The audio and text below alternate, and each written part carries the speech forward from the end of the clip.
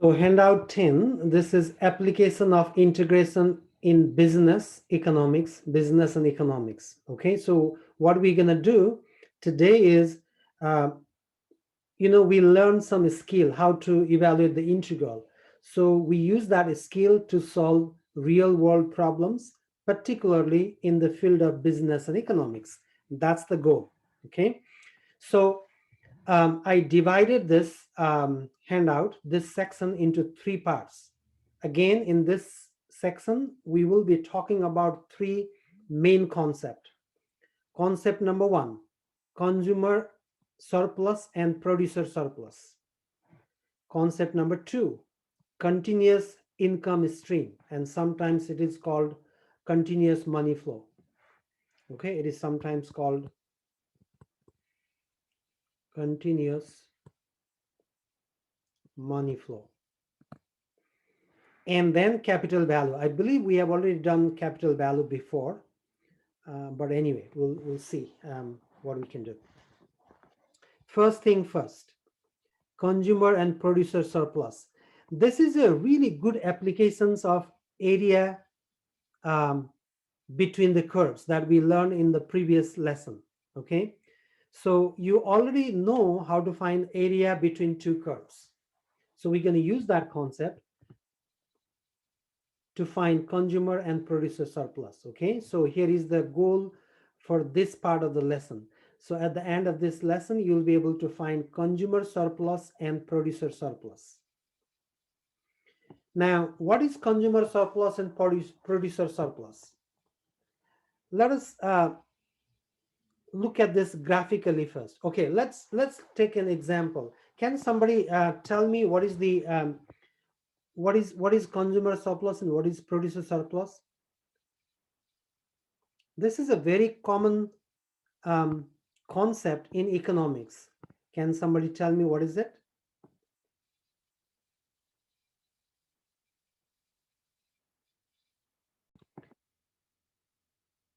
Okay, we will look the graphical way what this consumer surplus and producer surplus means, but in the layman's term, what consumer surplus is this?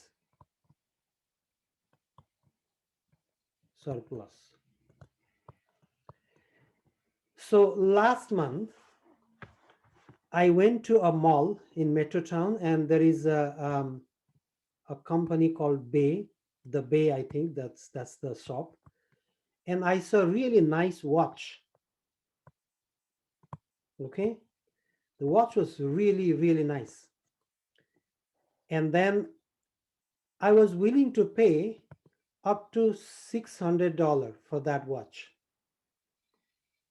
All right, but I didn't buy that day for some reason.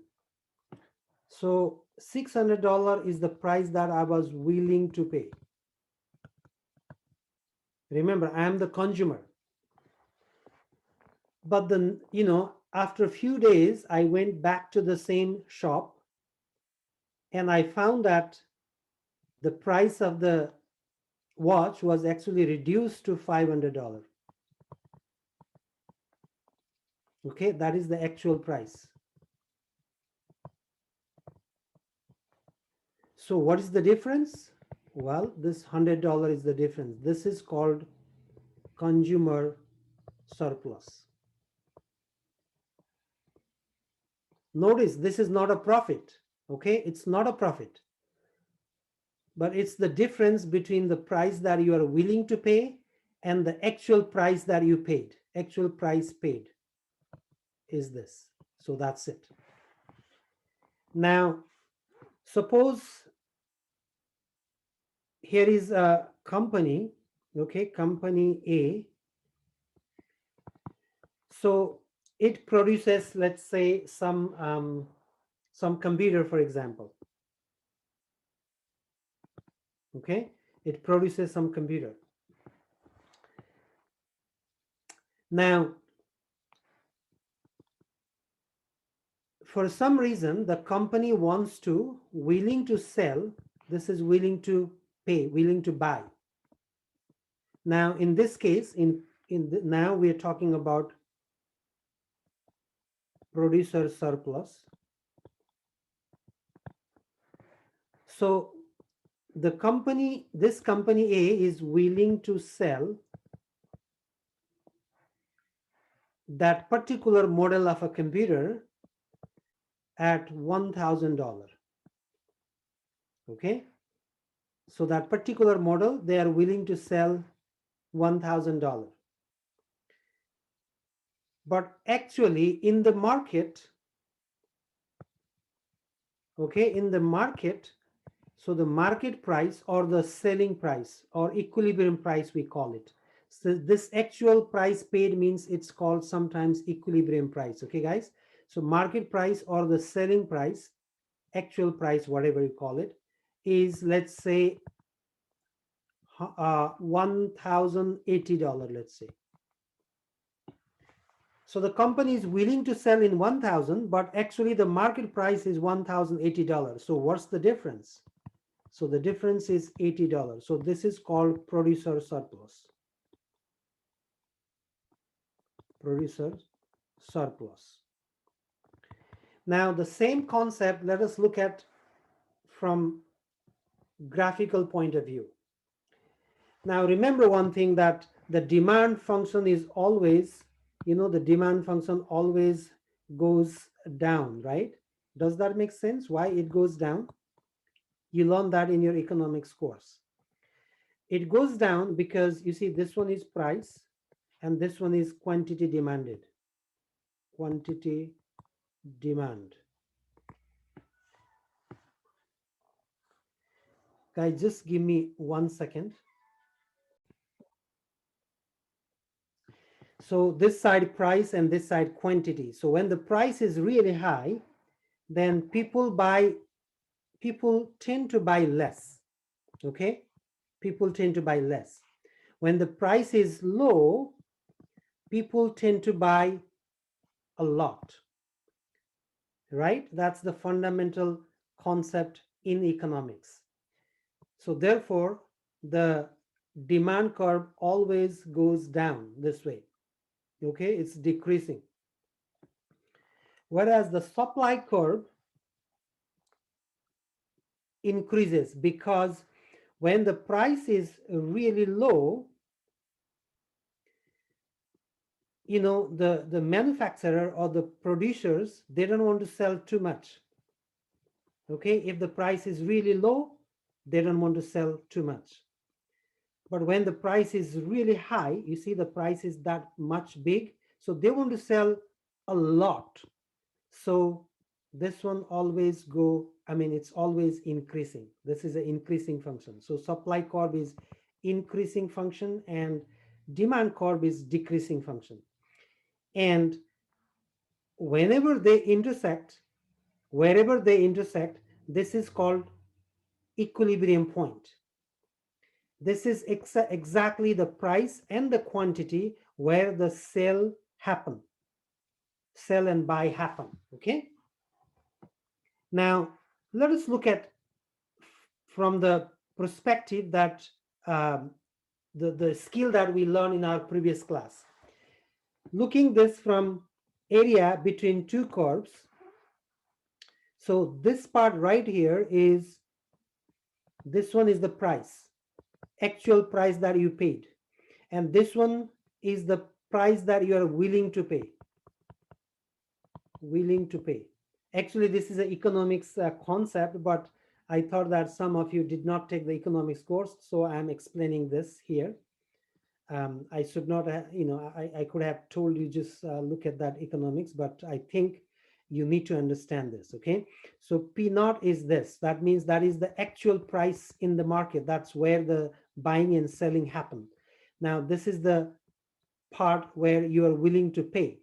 Now if you look at this part right here is called the consumer surplus. So this shaded area represents the consumer surplus. So if we look at from the perspective that area between two curves, so consumer surplus is actually area between this curve is your D curve, D of Q, and this is your P naught curve. So Basically, this is D of Q minus P naught. So this gives you the consumer surplus. From where to where? Well, from 0 to this is the equilibrium quantity Q naught, 0 to Q naught. So this is the consumer surplus. Now, what is producer surplus is, producer surplus is, again, this part is producer surplus, as you can see here. So this part means area between this curve, this line P naught, and the supply curve. So this is your S of Q. So since P naught is bigger than S of Q, so what we do is we'll write P naught minus S of Q dq. And from where to where? Again, it is from 0 to Q naught. Okay, these are the formula for consumer surplus and producer surplus. Any questions so far? Okay, now we will be using this formula and we'll solve few questions here. Okay, let's look at example 1. Suppose the demand function for a certain type of beverage is given by, here is the demand function given, find the consumer surplus at the demand level Q equals 3. Solution. Okay. Find the consumer surplus at the demand level Q equals 3. Means what is given here is, given D of Q equals Q minus 5 square, which you can write Q square minus 10Q plus 25, and your Q naught is 3. Now, if Q naught is 3, remember the formula. So the formula is we need to find consumer surplus. So can I simply write CS to represent consumer surplus? We know the formula, which is 0 to Q naught, and this will be D of Q minus P naught. Right? This is the formula. Now, notice that in this case, we have 0, we already know that. Q naught, we already know, which is 3. D of Q, we already know this is Q square minus 10Q plus 25. But what is this P naught? Minus P naught. So we need to figure out what is P naught. Let us calculate that. How do we find P naught? So when Q naught equals 3, your P naught is given by S of Q naught. Okay. So P naught can be calculated as S of Q naught or D of Q naught or D of Q naught. Since S of Q is not given, you can also say that this is D of Q naught, which means D of Q naught is 3. So substitute that value there. Q is 3 minus 5 square, which gives me, how much is that? 4. Okay, so that is 4. Then what we got is, let me replace that P naught by 4. We already calculated P naught to be 4. So that means now this is a piece of cake. Maybe you can simplify this one step further. 0 to 3, Q squared minus 10Q plus 21 dq. And now you find the antiderivative of this function, which is Q cube over 3 minus 10Q squared over 2 plus 21Q, 0 to 3, and let me know what you get. Just substitute the upper value minus lower value. So you're gonna get, yeah, I want you to calculate this. How much is this? So this will be 3 cube over 3 minus 5, 3 square plus 21 times 3, and then minus, everything is 0. So that's gonna give me, is that $27? Did you get the same thing, guys?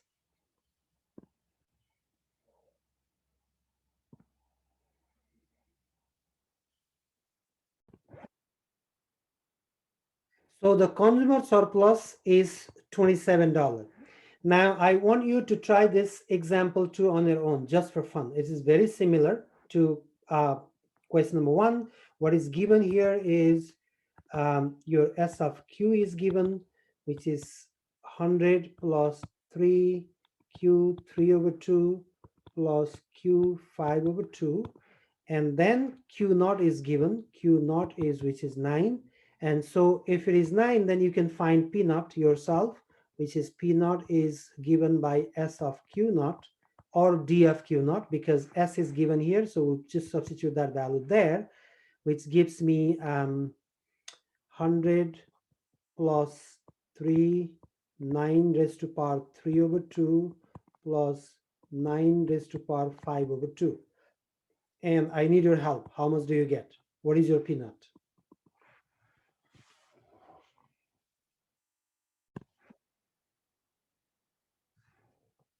Okay, this one you got 424. Now we want to find producer surplus. And the formula is producer's surplus. And we know the formula, which is 0 to Q naught, P naught minus S of Q, dq. Right? So let us substitute the value. And this is 0 to Q naught is 9. And P naught is 424 minus S of Q is minus 100 minus 3Q 3 over 2 minus Q 5 over 2 dq. And so this is gonna be 424 minus 100, which is actually 324. So here is, okay, let me just copy that integral. 0 to 9, 324 minus 3Q 3 over 2 minus Q 5 over 2 dq. And I trust that everybody know how to evaluate this integral and substitute this lower limit and upper limit, and let me know the answer. I will be waiting for your answer, guys, okay?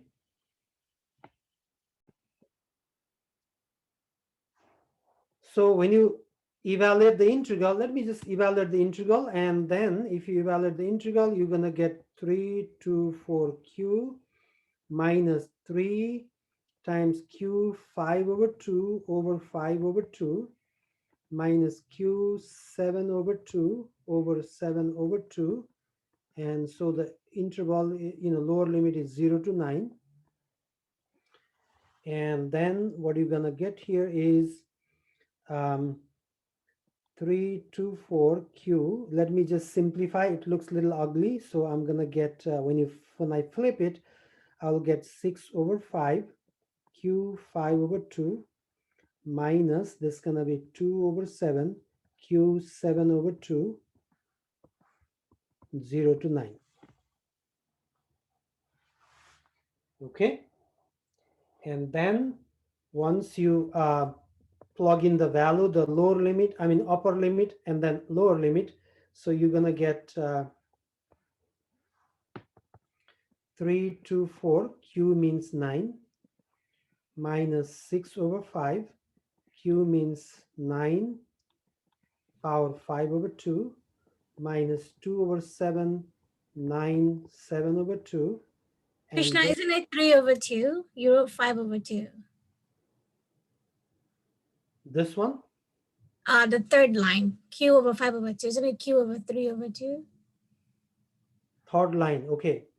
This 3Q over 3 over 2, yeah. And then once you do the antiderivative of this, so antiderivative of that is this, antiderivative of this one will be Q 3 over 2 plus 1 over 3 over 2 plus 1.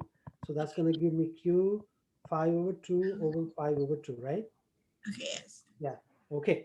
So minus, and then once 0 there, so if you use your calculator, so you should be getting $1999.54. That's it. Any questions so far? All right, now let's look at one more question just for fun, okay? Example 3. So we are given, suppose the demand for a product is given by D of Q is given by negative 0.8 Q plus 150, and the supply for the same product is given by 5.2 Q. Okay, for both function, Q is the quantity and P is the price in dollars. Find the equilibrium point. So in part A, how do we find equilibrium points? So equilibrium point is the point where demand and supply curves intersect, right? Equilibrium point is the point of intersection of demand curve and supply curve. What that means is, this means D of Q equals S of Q. All you need to do is solve this, okay? D of Q is negative 0.8 cube plus 150 equals 5.2 Q. So this gives me negative, yeah, if you simplify it, if you solve it, so you're going to get negative 0.6, negative 6, sorry. This is 6 cube plus 150 equals 0.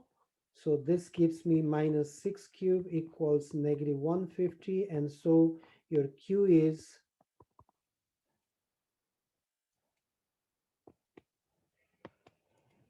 so the Q will be, is that 25? Okay. And this Q actually is Q naught. Okay. Hence, the equilibrium point Q naught equals 25. Now you can find P naught. Okay, find P naught. You can substitute the value of Q naught either in supply function or demand function, doesn't matter.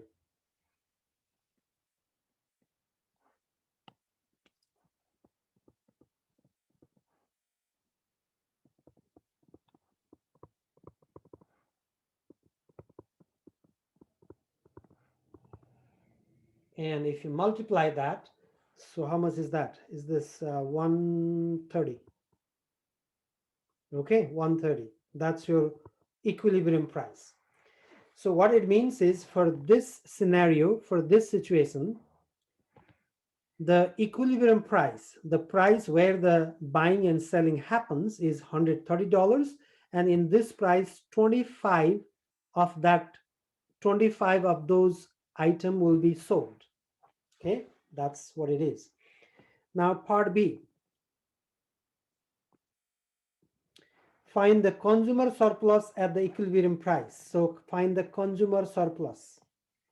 CS, you know the formula, which is 0 to Q naught, D of Q minus P naught. And I leave it to you. Calculate that. And in part C, we need to find producer surplus, which is 0 to Q naught, P naught minus S of Q, dq. Okay.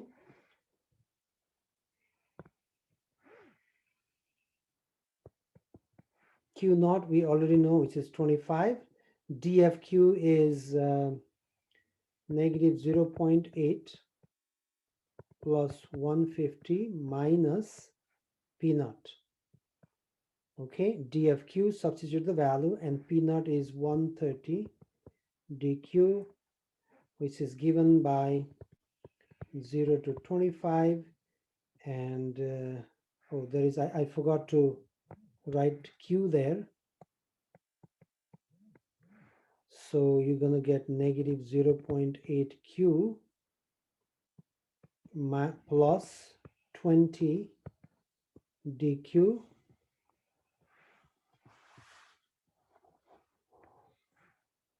So then what you get here is negative 0.8 q squared over 2 plus 20q, and then you'll have 0 to 25, and so that's going to be negative 0.4. If you just simplify this, 2 and 2, this will be 0.4. Let me just write 0.4 there.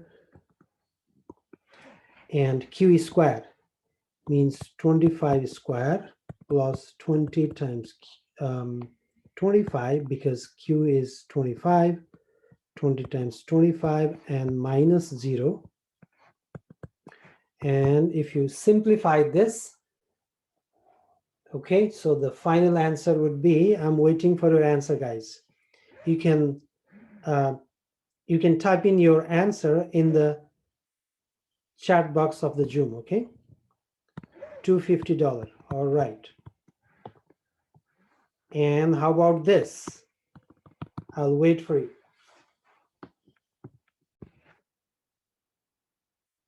So to find the producer surplus, we have the formula. You just substitute the value 0. Q naught is 25, and P naught is 130. This is 130 minus S of Q, which is, what is S of Q? Okay, 5.2Q. So 5.2Q. That's it, and DQ.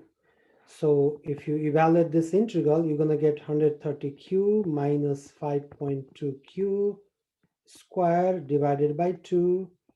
And then this will be 0 to 25, and you substitute the value. Your answer, as some of your friends already got the answer, and they already, gave me the answer in the chat box, which is actually 1625. Okay, this is all about consumer surplus and producer surplus. Any question?